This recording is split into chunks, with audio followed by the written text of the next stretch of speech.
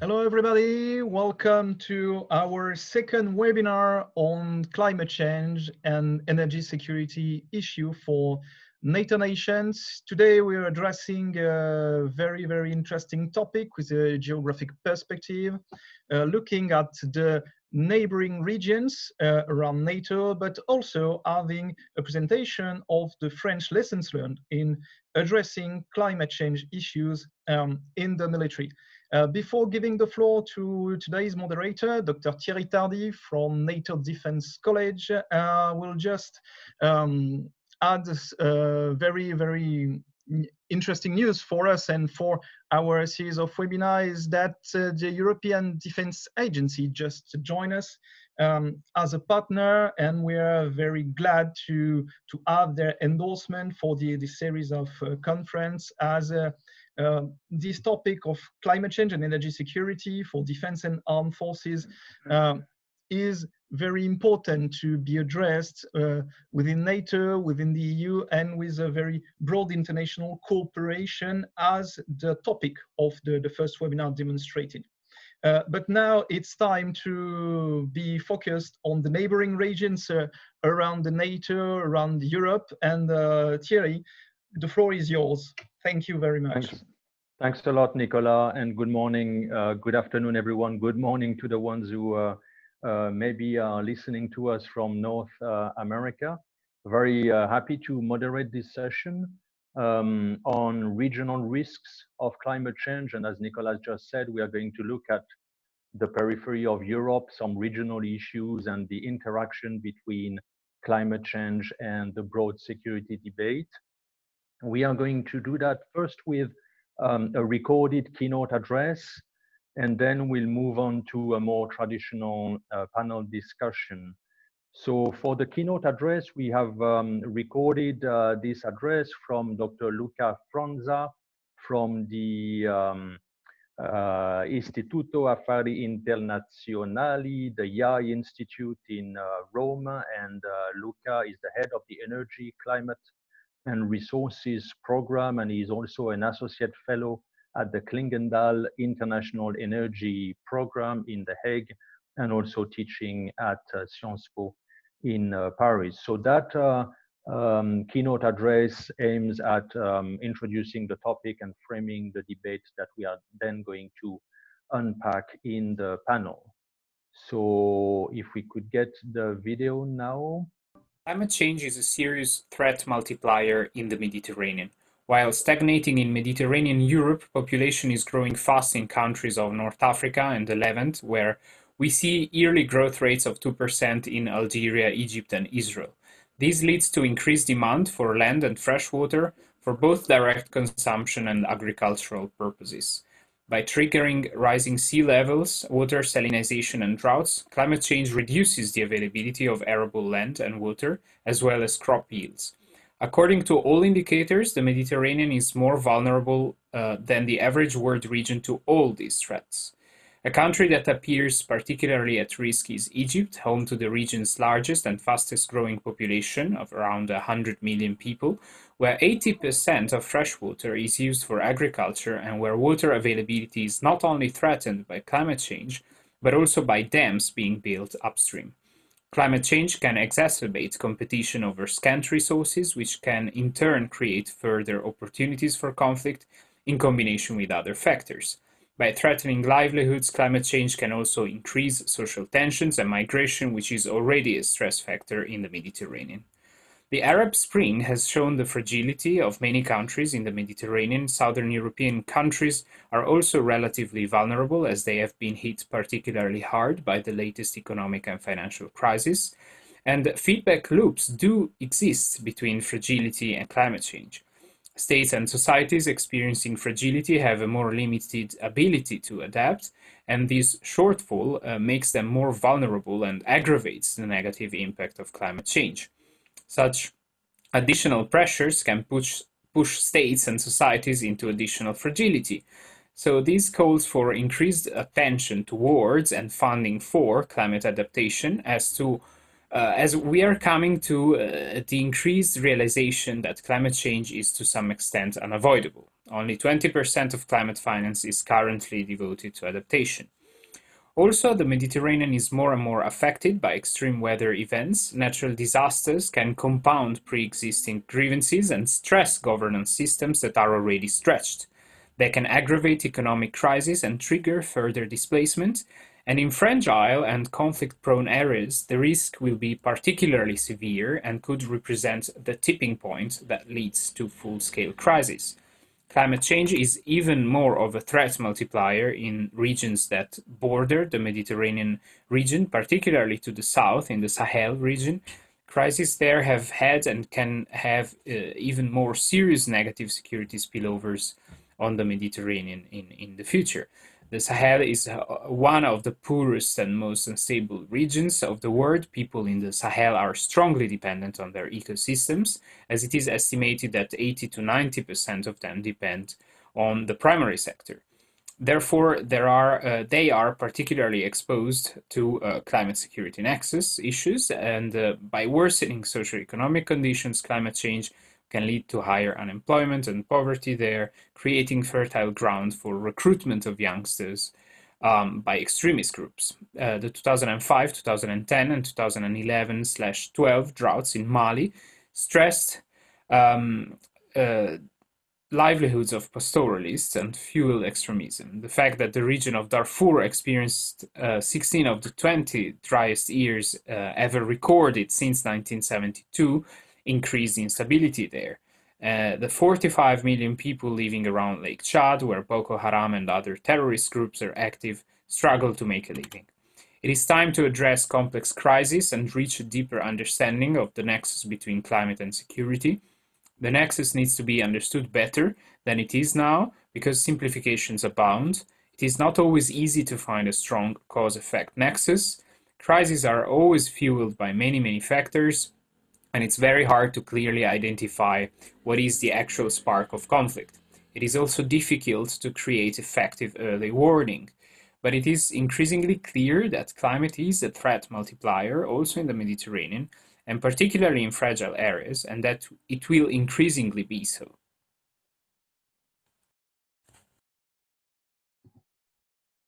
Well, thanks to Luca, Franza for this very good introduction to our topic.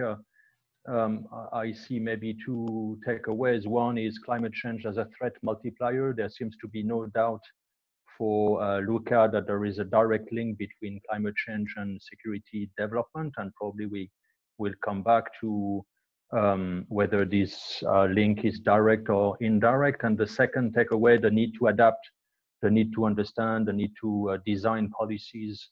And he was, of course, referring to the South Mediterranean and the Sahel, so that that nexus between climate change and security is better addressed. So it is probably what we are going to try and do now in the panel. So in the panel, there are a number of questions that were posed by the organizers and Nicolas, and mainly around three sets of issues. One was the nature of the problem, the specificities of climate change in through a regional lens. So what is it that we are talking about? What are the risks? What are the challenges? Try and unpack this a bit. Second set of issues, the policy response.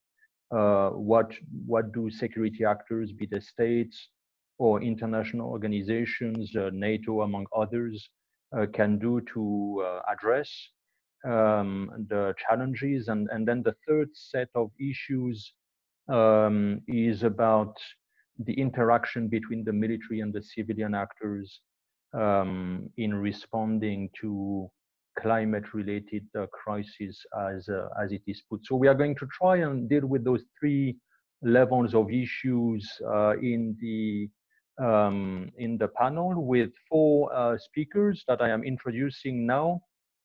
And so I introduced the four of them, and then we will move to the first one, who is Marc Lantaigne.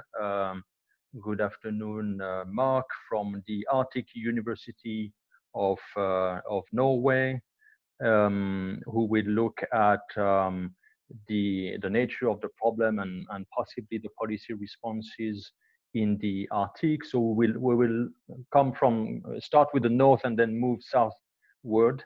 So first Mark on the Arctic, then we will move to Luca Bergamaschi. Good afternoon, Luca, who is the co-founder and the executive director of ECHO being a climate change related think tank based in London. And previously, probably Luca was a colleague of Luca Franza since he was at EI in Rome. And Luca Bergamaschi is going to look at the Mediterranean region and the Middle East.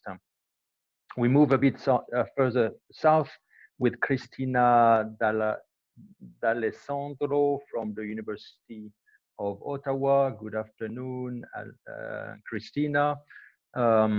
Cristina is a member of the Center on Governance of the University of Ottawa, and she is also a senior research fellow at the Research Center Prodigue at Université La Sorbonne in Paris. And Cristina will look at Maghreb and Sahel.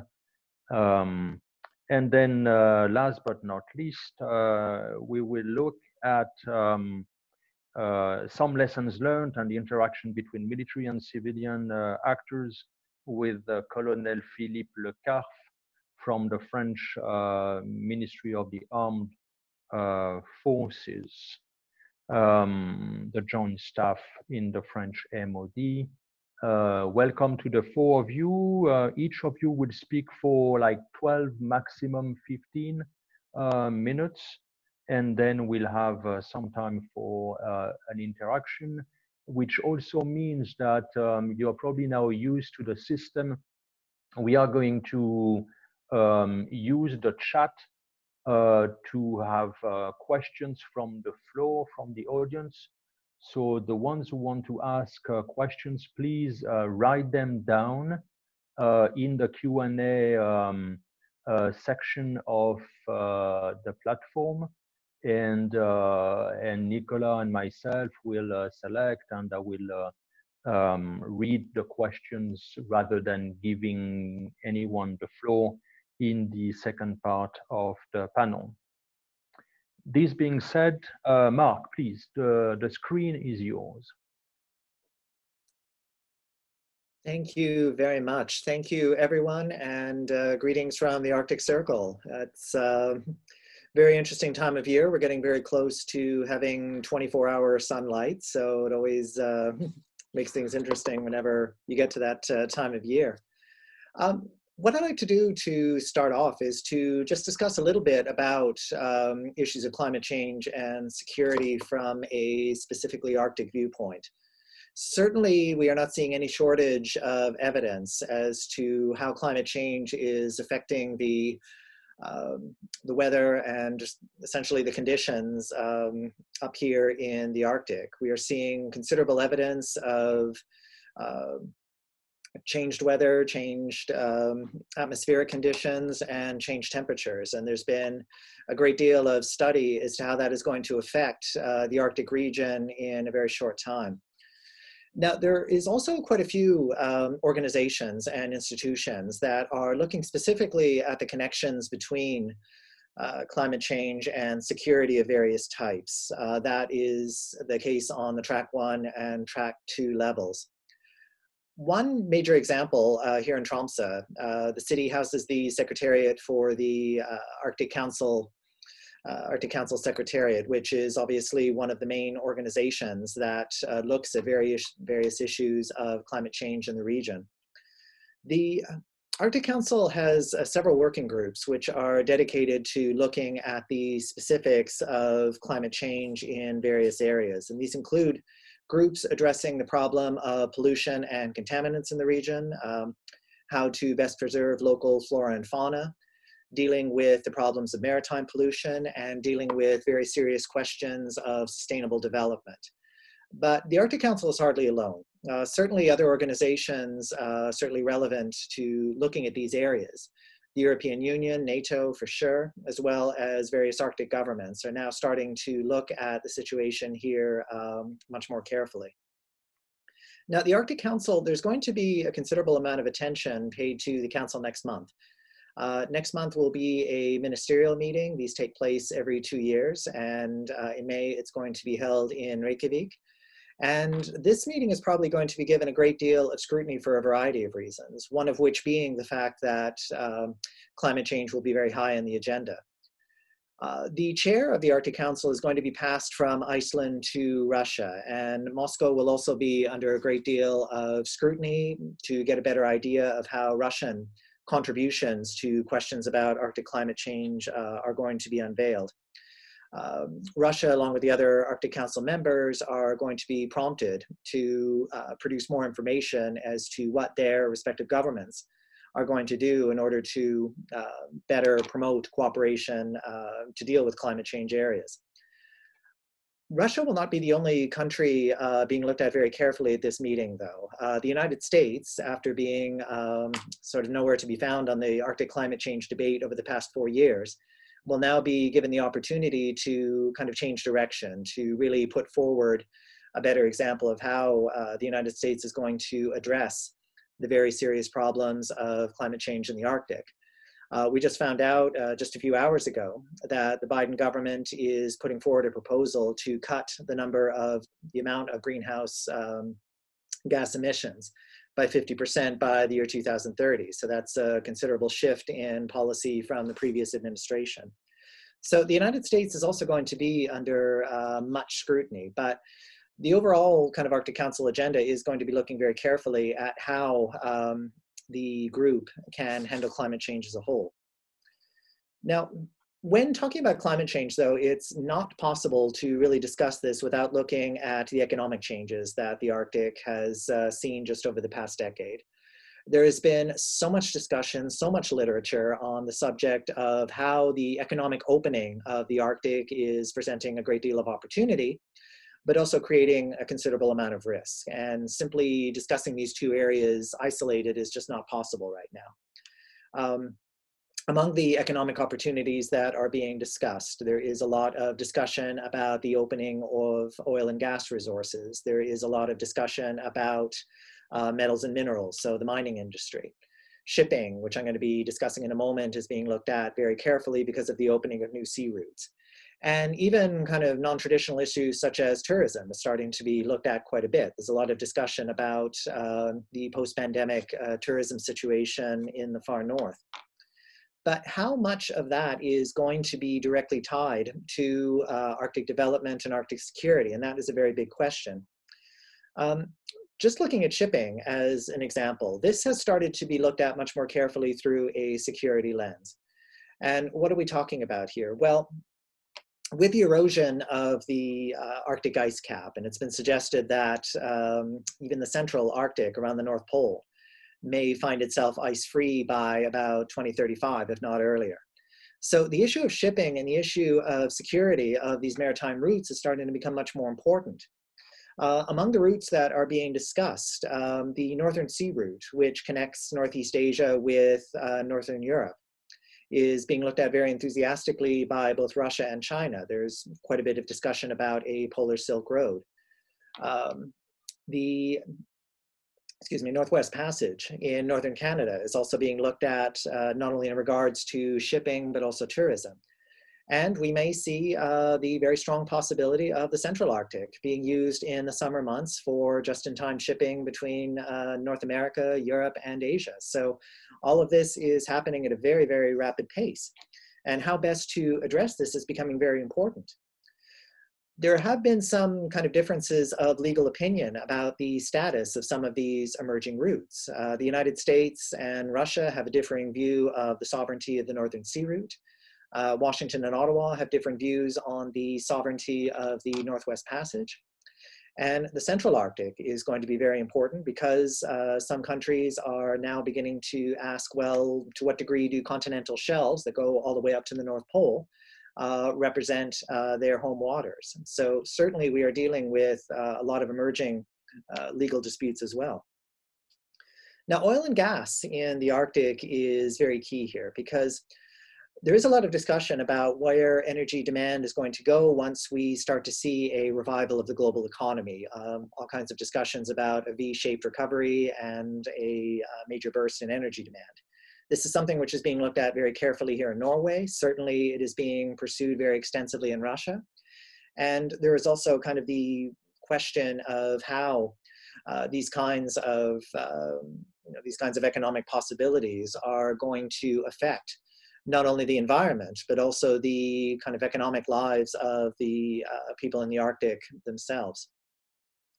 It is not just the Arctic states that are involved in this debate. Certainly, for example, if you look at NATO, there are several non-Arctic states, such as Britain and Germany, for example, that have started to look at the question of Arctic security and Arctic shipping much more carefully. I would also add to this list, for example, Japan and China, who also are starting to look at the Arctic with a great deal of interest because of their specific economic interests, but also concerns about whether the Arctic will become militarized. So put all this together and you definitely see a kind of collision, if you will, about two different concepts of security that have started to be created in the Arctic over the past short while. On one hand, we've started to see a great deal of discussion about military activity in the Arctic. There has been discussion, for example, of Russia's interest in developing or moving military materiel and personnel to its Arctic regions. This is starting to be looked at with a great deal of concern in the Nordic region, especially the NATO members. We also see a lot of discussion from the United States and from NATO itself about the need to take the Arctic more seriously as a security concern.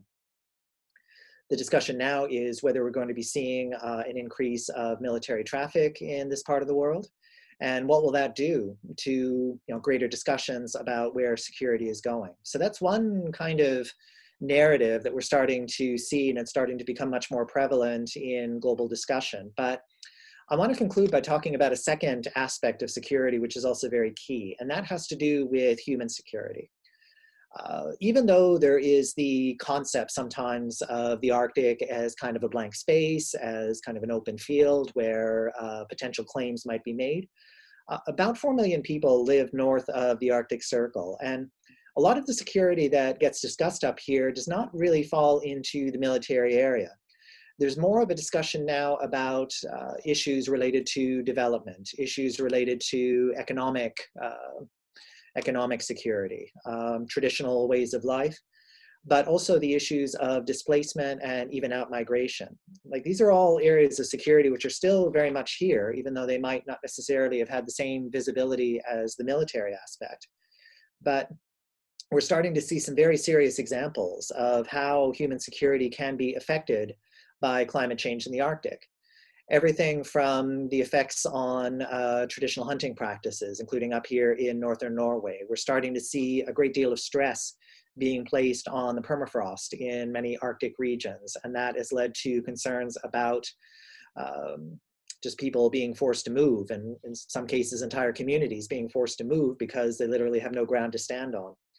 So these are all the discussions that are being looked at through various organizations, including the Arctic Council, NATO, European Union. I would say many governments, Arctic and non-Arctic, are starting to take this quite a bit more seriously. So the connections between security and climate change in the Arctic, they are many, and they're becoming increasingly more difficult to ignore. Thank you.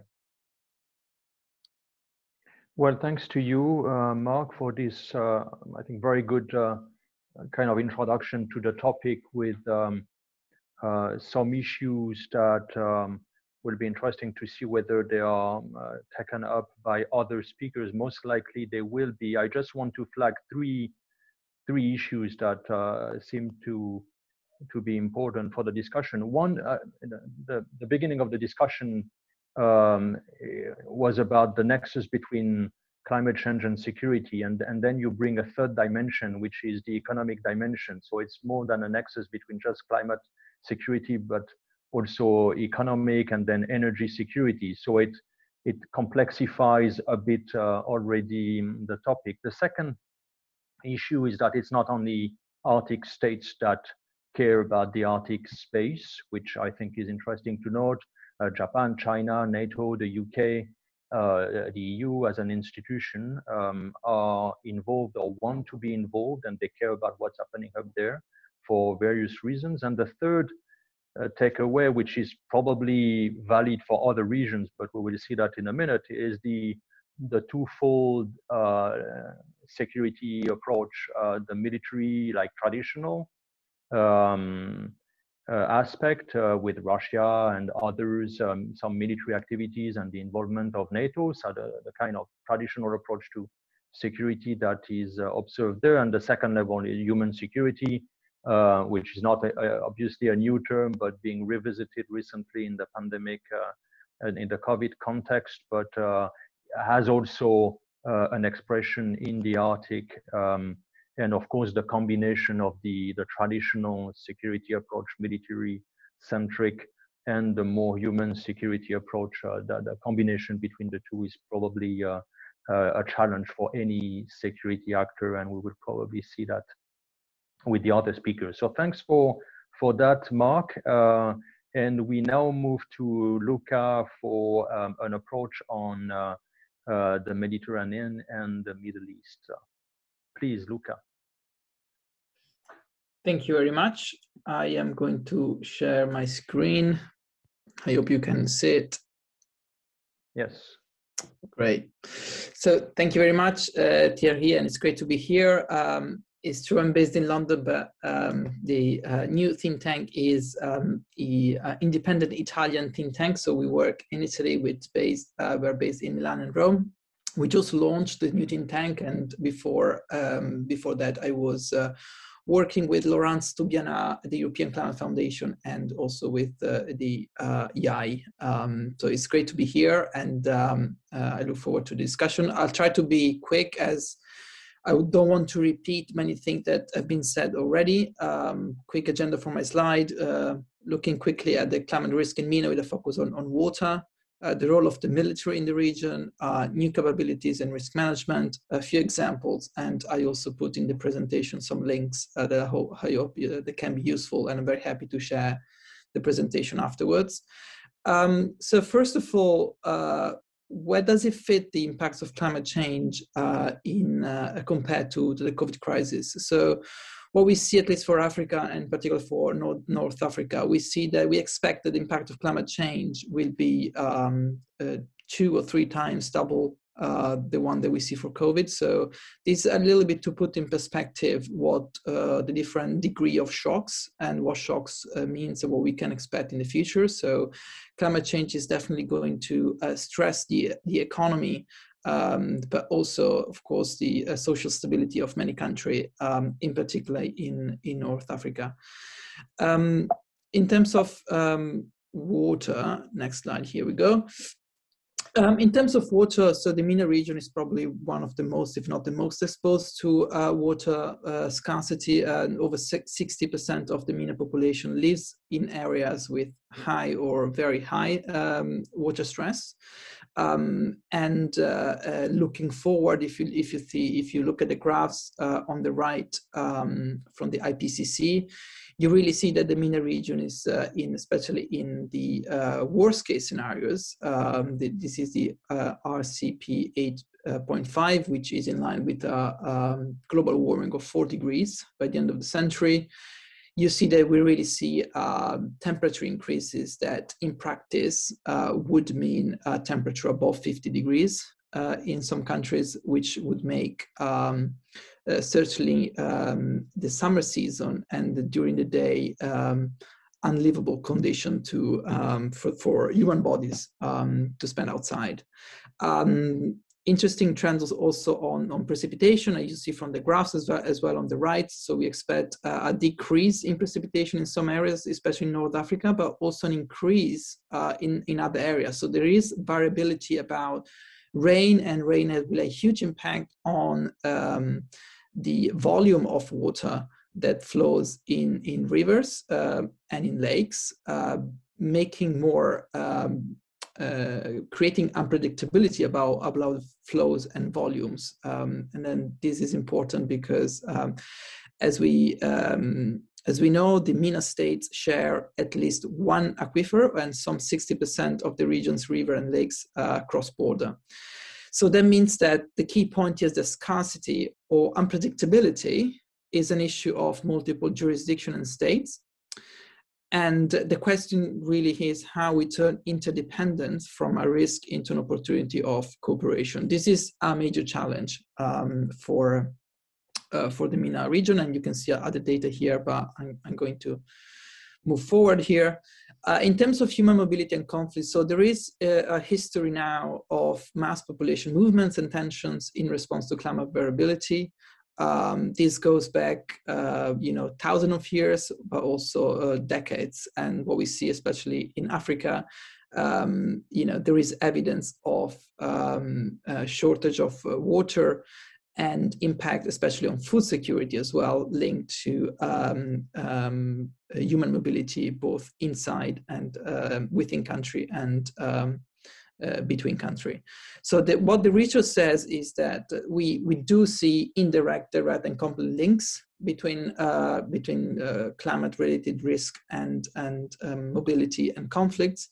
It is, however, unclear the future size and the definitions of what we mean by climate refugees, for example. And there are really different expectations.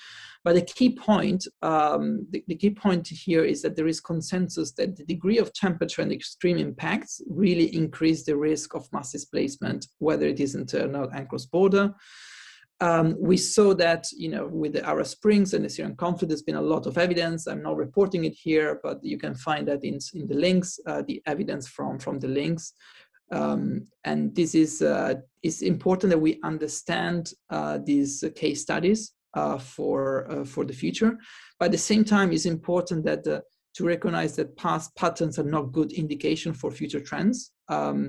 Because new flows and new tension can arise when the external and internal risk factor of instability change. And so the point is, rather than trying to predict, the point is to understand risks and understand change and what that means for especially for the preparation of capacity and capability. Just a quick word on the role of the military in the MENA, and by the role of the military, I mean how the MENA states use their military establishment and capacity within states. So the military is part of power structure in most MENA states, but they really vary degrees. If we take, for example, Egypt and Algeria, the military has really an important role in really building the foundation of the states and is heavily involved in really running the states, and is also heavily involved, for example, in the manufacturing sector, in the industrial sectors. So it really varies, but the military establishment has really involved in the economic and the station building power structure. And that also means that using national resources on military expenditure tends then to crowd out investment in social sector, including health, including renewable energy, including other sectors that really would benefit for more expenditure, but they're absorbed by the military for their operations and for the also economic interest. So it is a prominent economic actor in its own right. That's we need to understand, because this is a key difference between really, for example, the European military establishment and the MENA military establishment. So that means that the physical and transition risk from climate change expose the elite, including the military establishment, to new threats, but also new opportunity. So on one side, it could undermine the economic interest of the elite and ultimately political order. But on the other hand, in face of this risk, the military establishment can also be a force for driving new governance structure and new policy that build resilience against climate-related shocks. So we really have a choice of whether this is an opportunity for building change or protecting the status quo. then just a few words on what we need. So in terms of this risk, what could NATO nation do? So there's been a lot of focus on strengthening capacity in terms of operation, but really, if there is one message that I would like to leave, is to strengthening capability as the ability to deliver strategic function. And for climate change, really, we cannot wait. What it means that if so winning late is like losing, because climate change is really about time. And if we don't build now, if we don't prepare and prevent now, it will be too late to manage certain risks. And so when we talk about prepare and prevent, we need to build scenarios of multiple future, understanding what could happen. We need to monitor, and also including sharing asset and resources. For example, how do we use the EU Copernicus Earth observation programs to actually understand risks and monitor them and share this information with other NATO countries. We need to respond better and develop adaptive capacity to respond to both short-term and long-term impact. And we need to understand what is short-term compared to long-term impacts. And we need an aftercare, meaning build long-term solution for stability. And more generally, I think the military establishment need to develop what here I call a climate risk management strategy, which basically would aim for the safest goal, which is a 1.5 degree enshrined in the Paris Agreement, plan and budget for business as usual, and also plan for contingency in the worst case scenarios. Just a few examples, but I will close it here. In December 2020, the EU recognized some of these aspects in their climate change and defense roadmap. It's a quite interesting document to read. Again, it's very much focused on operations, but and that needs to expand into the ability of monitoring and assessing future risk. But also we saw interesting new development from the US executive order from President Biden in January 2021. There is the link here, and you can see really how the analysis of climate risk is moving from just understanding how that impact operation to how they impact the strategy that we need, and how do we look at the future. Just useful links, and there's many interesting organizations doing a lot of work. CPRI done recent work on climate and water security in MENA. There is the climate security expert Nectar from Adelphi doing great work. The think tank E3G did some great report in MENA. And I would also encourage to read the great speech from General David Petraeus on climate change and growing force in geopolitics from as written as last week. And you will see here other report from the Climate Security Center and also the International Military Council on Climate and Security. Thank you very much. Well, thanks to you, Luca. A lot of good points and quite a few similarities with what Mark said in a very different geographical context. But you said the MENA region is particularly vulnerable to climate change on different fronts. And you also referred to direct and indirect links between climate change and a number of security developments or security-related developments like migrations, but also social tensions. And maybe of interest to make the link with what Mark said, because I mean, your presentation is a lot about how climate change affects human security in the MENA region, but you also make the point that the state is a target or is threatened in different ways by climate change. The elite, the military, and the power structure of the state can be affected by climate change. And in terms of the response, maybe we will come back to that in the discussion. But I was curious to hear maybe you in the discussion about why NATO nations. Is it because it was raised in the list of questions, or why should we? And I work for NATO, but why should we single out NATO nations rather than EU nations, or rather than nations in general, or rather than international organizations, and also maybe the division of tasks between local actors and international actors, because inevitably we will have that debate about the extent to which external actors can play a constructive role in dealing with internal issues in the MENA region. but maybe we'll come back to that in the discussion. Thanks again, Luca. Thank you. Mon colonel, are you with us? Can we move to your presentation so that we allow Christine?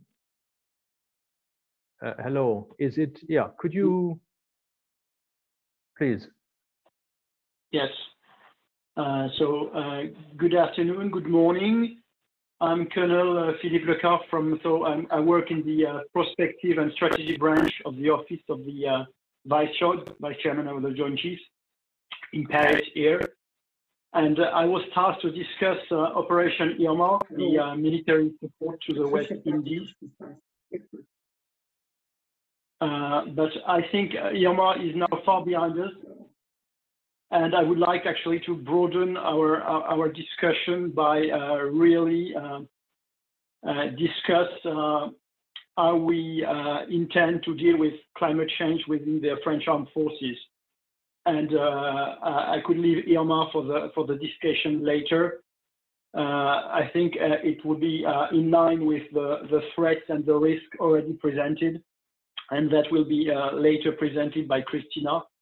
And more or less, it will be how we intend to deal with that.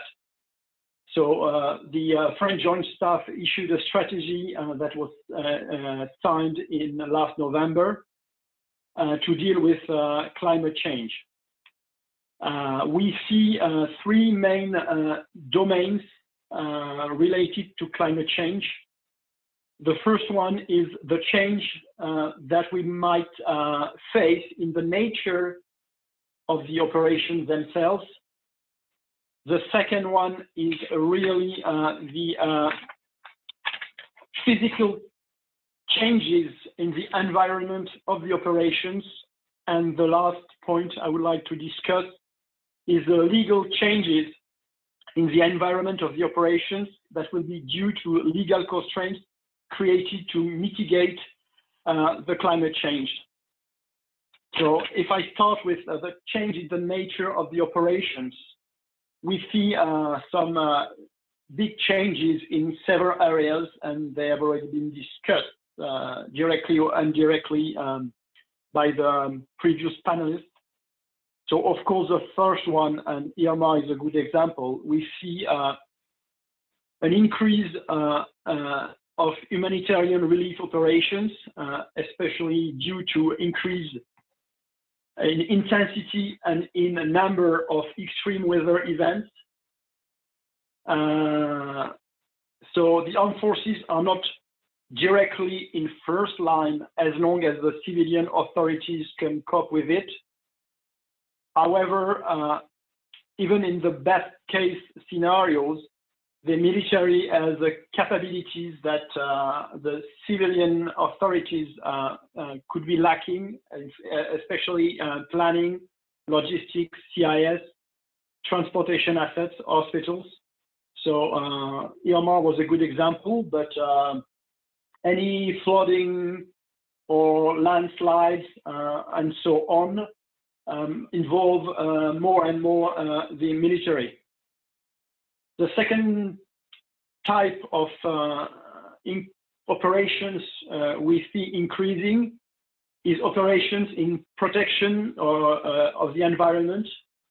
So either by preventing environment damage or by trying to cope with issues. The best example for us is Operation Hephaistos, which is already an operation that is reconducted every year. It's the support of the armed forces to the civilian authorities in the prevention and the fight of wildfires, especially in southern France, but also with European mechanism in support of other European countries. We also have operations going on to prevent pollution at sea, France having the second sea economic exclusion zone in the world with 11 million square kilometers.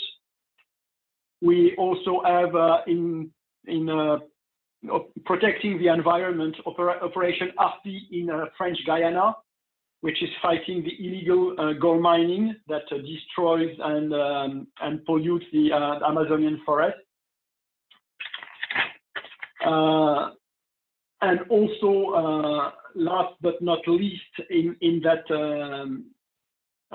changes in operations, we see, and it was already presented, more and more regional crises needing to be managed all around the world due to water scarcity, raw materials, energy, food, agriculture, lands, ice melting, new trade routes, sea life move, especially fishing stocks moving and creating issues.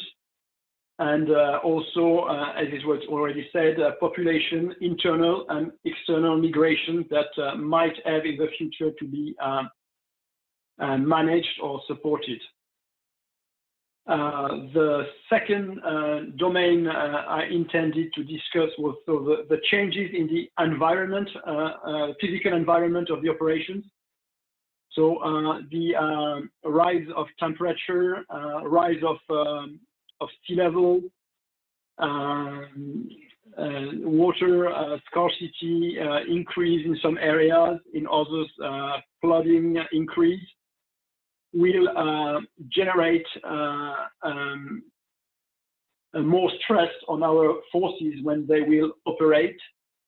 And so we need to reinforce their resiliency and their sustainability, both of our soldiers, but also of our equipment.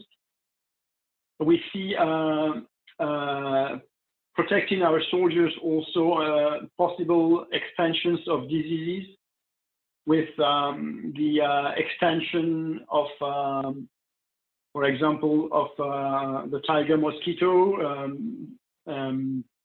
carrying disease such as the chikungunya or the Zika, for example. As far as equipment is concerned, we will need the equipment being able to operate from more or less the Arctic or Antarctic areas, or vicinity of the Antarctic, to of course very dry and very hot areas. That will have a huge stress on the mechanical and electronical spare parts of our vehicles. Basing will be an issue, so we are currently conducting a worldwide review of our basing system in order to assess the vulnerabilities and how we could make them more resistant to extreme weather events, and also we could make them energy more efficient in order to decrease our energy footprint.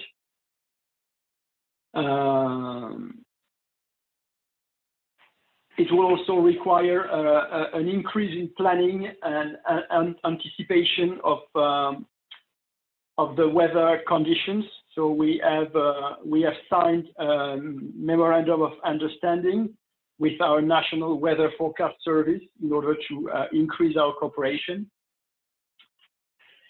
And the last point I wanted to discuss was the changes in the legal environment. Because of the climate change, more and more pressure will be put on us in order to decrease our, for example, carbon footprint, our also water consumption, and more and more legal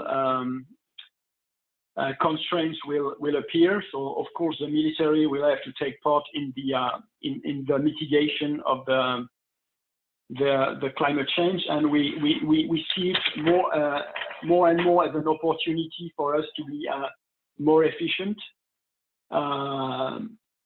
And those constraints are already taken into account in our developing concepts and doctrines, in our education, training, the way we start building new buildings on our bases and camps, and also we have a plan to try to refurbish, rehabilitate our worst energy existing buildings.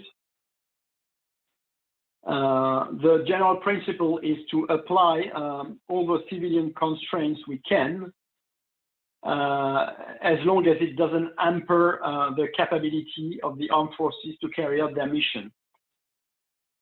So, of course, we will need some, in some areas, derogations, and some others a little delay in implementing.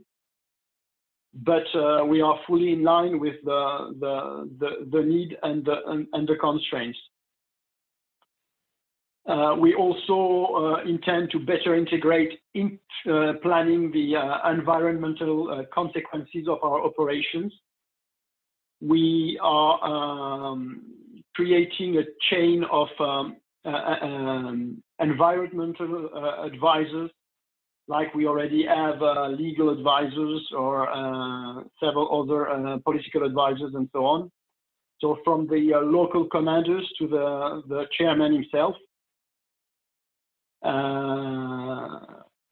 considering that each commander will always have to balance between the environment protection and, of course, the efficiency of his and the achievement of his mission.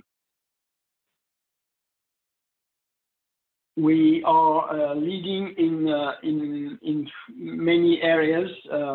We have issued an energy strategy at the ministry level in order to reduce our dependency to fossil energies, to be more efficient and decrease our consumption, and to decrease our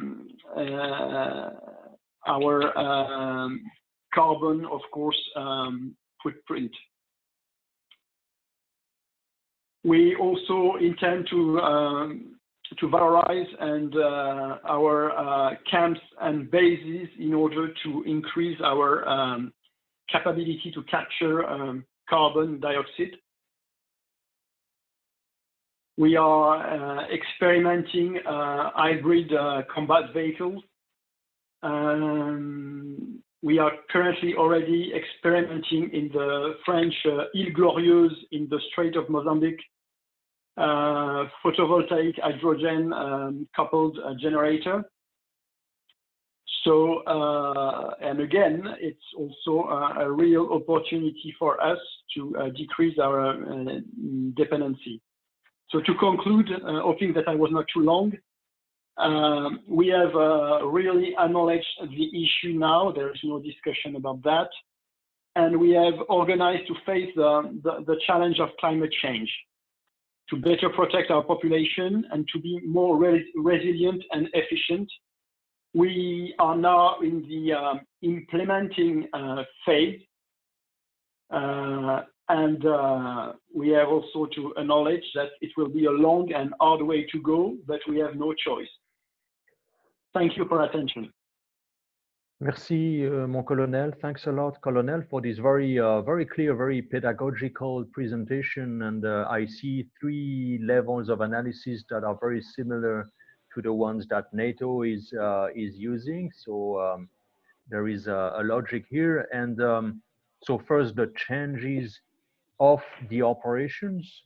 Second, the changes in the operations because of climate change. And the third element, the changes that are necessary because of the pressure of the evolving norms on carbon emissions and the necessity for the French armed forces in this particular case, but more generally armed forces to reduce carbon emissions. And here you raise an interesting question, which is, you say, so we try to adapt and do what we can do as long as it does not affect our ability to implement the mission. And that's an interesting point, because there is a tactical aspect in that question.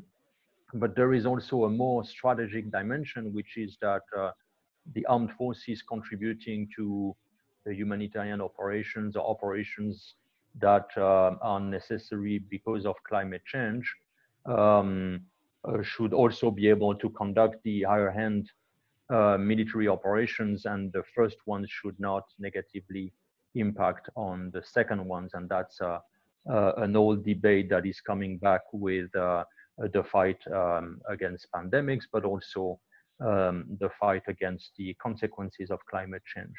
Thanks for that. And I hear that Cristina is back, probably on the phone. So Cristina, the floor is yours, and are you with us? Thank you very much. Can you hear me now? It's perfect. Perfect. Oh, that's perfect. Thank you very much, Thierry. And really, all my apologies for everything that happened. I'm really sorry for this. As Nicolas shared the presentation on your screen? Yes, yes, it's fine. Perfect. Please. Thank you very much. So what I was trying to say when it disconnected me is that I will try to draw some lessons from Africa that are very much complementary to what Luca Bergamaschi said earlier. Next slide, please. And I will try to do it with, I was trying to say, a double background. At the same time, an academic background, and you see the institutions and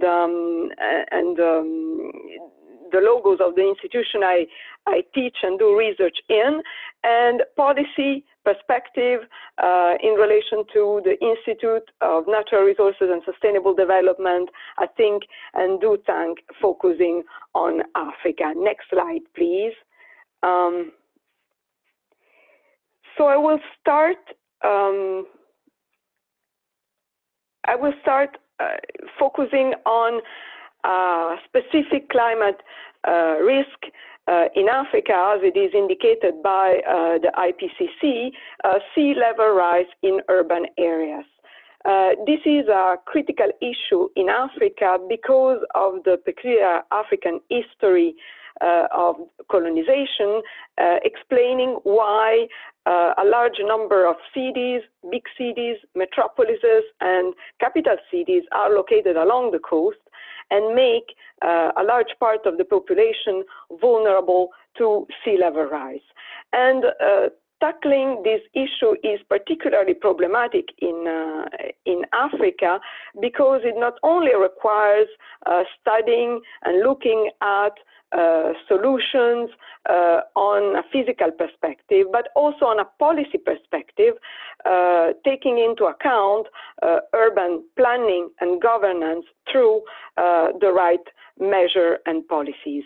There is also an urgent need to improve the adaptive capacities of inhabitants of these cities and to study and find and implement passive and also active adaptive measures and dealing with the inadequate financing that developing countries are confronted to set in place these measures. It has been pointed in the literature that integrated coastal adaptation plans are very much needed at the national level, and I would add also at the international and also at the regional level, especially in West Africa. And some countries like Ghana, for instance, are yet to formulate one. Furthermore, the literature on sea level rise in Africa is inadequate and unbalanced, with several countries not having recent information on the subject. So intense research efforts are required to gather quality data for analysis to develop adaptation responses, but also relevant policy measures to set in place. Next slide, please.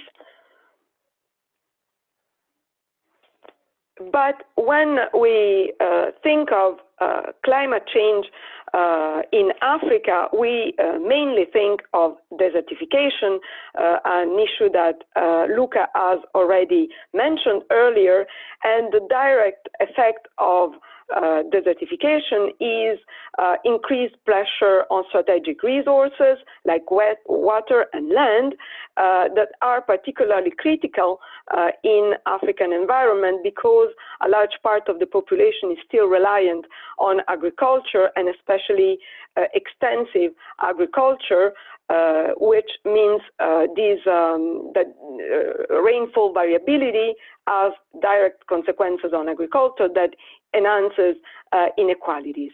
But there are also some indirect effects that are created by climate change, and I would like to point one of them that has been pointed out in the Africa Energy Outlook 2021, that is that climate change poses a threat to baseload hydropower. It is already the case in some countries, notably Zambia and Zimbabwe, but considering the fact that hydro-based electricity generation has provided and is providing baseload power with low running costs in many African countries today, this vulnerability is going to increase, and the country points out the report points out some countries, especially Ethiopia, Ghana, Sudan, Morocco, and Egypt, that will be experiencing fluctuations in hydropower electricity generation in the forthcoming year.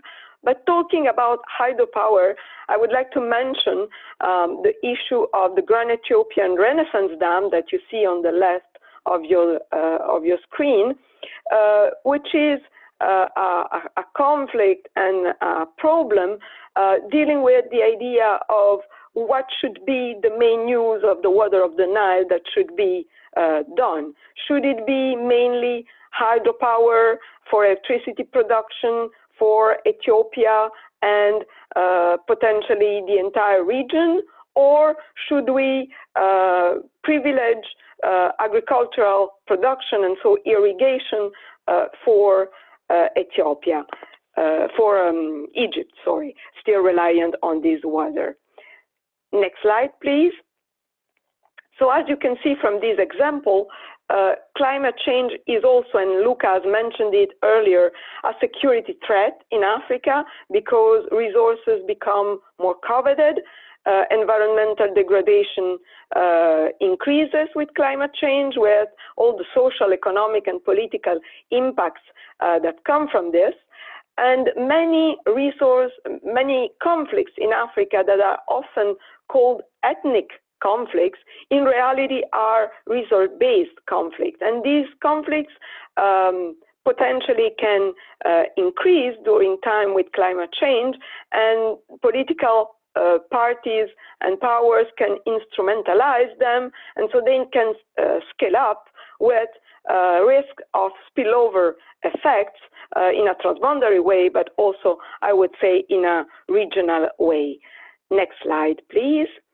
But if we look at the most affected countries in the world by climate change through the Global Climate Risk Index 2021, we see that out of the 10 most affected countries, 5 are in Africa.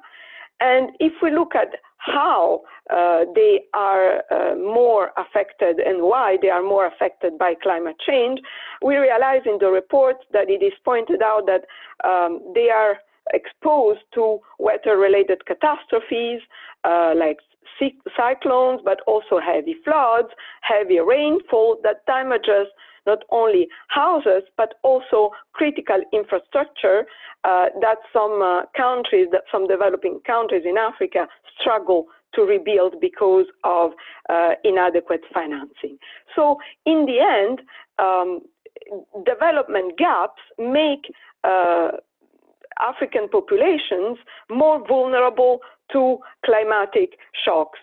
Next slide, please. And this is what I would like to emphasize with an example of research that I undertook a few years ago on the rebel separatist movement of Casamance in southern Senegal, and especially focusing on the local development projects that were set in place or accelerated around the year 2007 in the city in Ziguinchor by the state of Senegal.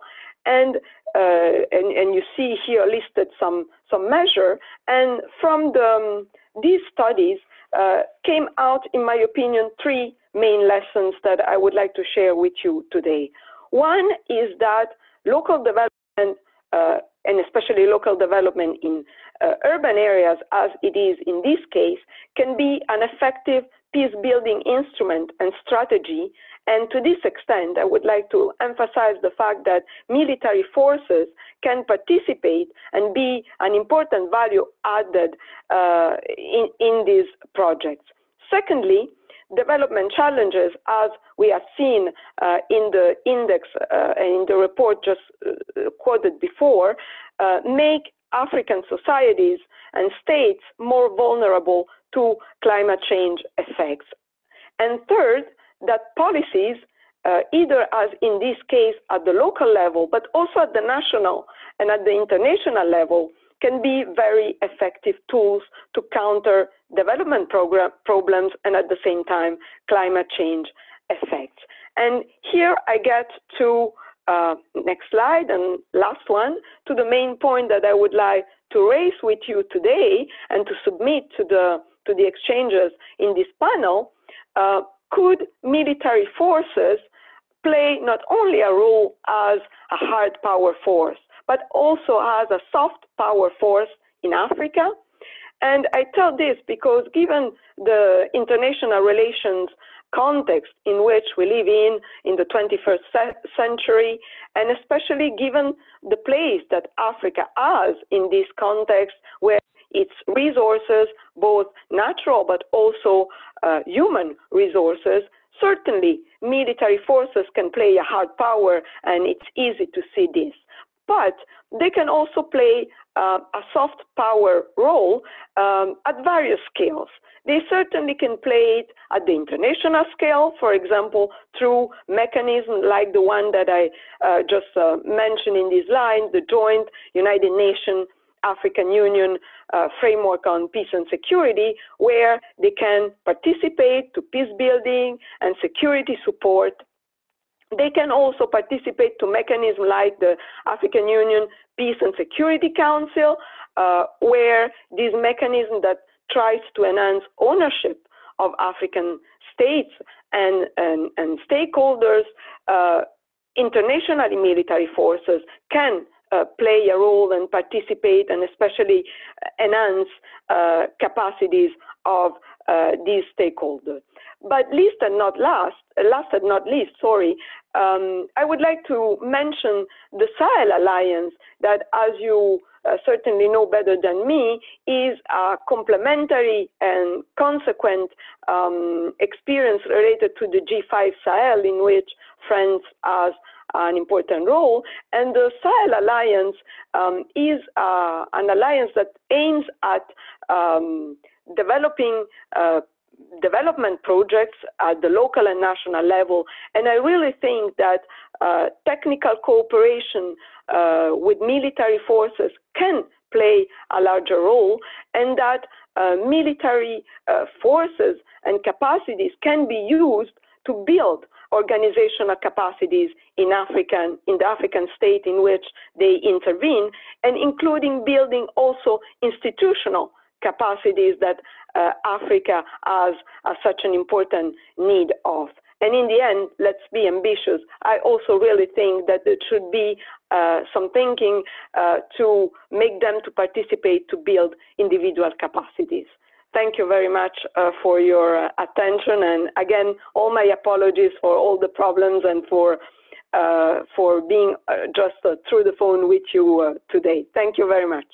Well, thanks to you, Cristina. And if anything, what has happened shows how 20th century technology can help, even in 2021, the telephone in this case. Thanks a lot. And it was interesting, I think, to hear you saying that the Sahel or Sub-Saharan Africa or Africa is also one of the most vulnerable areas. And we heard that on the MENA region, but Sub-Saharan Africa is also much affected, and you identified direct and indirect causal links between climate change and security or insecurity that seem to be substantiated by research today, and that's widely acknowledged. And also the link between human security and the more traditional approach to security. And you ended with a kind of constructive note on the role of the military forces, not only at the hard power level, but also in a more soft power role in addressing not climate change, but the consequences of climate change. So thanks to the four of you on behalf of myself and on behalf of the Fondation pour la Recherche Stratégique. That was a fascinating discussion. And I hand over to Nicolas for some concluding remarks. Nicolas, over to you. Thank you. Well, many thanks, Thierry, and many thanks to all our panelists. It was, of course, very, very interesting and full of insights. Just a few words to conclude. I think that in Mark, Luca's, and also Christina's presentation, it has been this issue of both dealing with disadvantages and opportunities, and this idea of human and economic security, and military as to engage with also these aspects of human and economic security. Yet, going to Colonel Luca's presentation, there is still this question when discussing about energy security, and especially about climate change and defense, is how to take into account of this issue in the military without hampering the operational efficiency. This is also a very tremendous question, and speaking about this, I'm doing some kind of little teaser about our third webinar that will be in 2 weeks now. So don't forget to register for the third one on May 6th that will address this perspective of climate change and energy security from the armed forces and defense organization in terms of doctrine and strategy. So thank you again, and I think that all the audience will join me for virtual applause for all the speakers and also for our moderator. Thank you again, and see you in 2 weeks. Thanks. Thank you very much. Thank you. Thank you, everyone.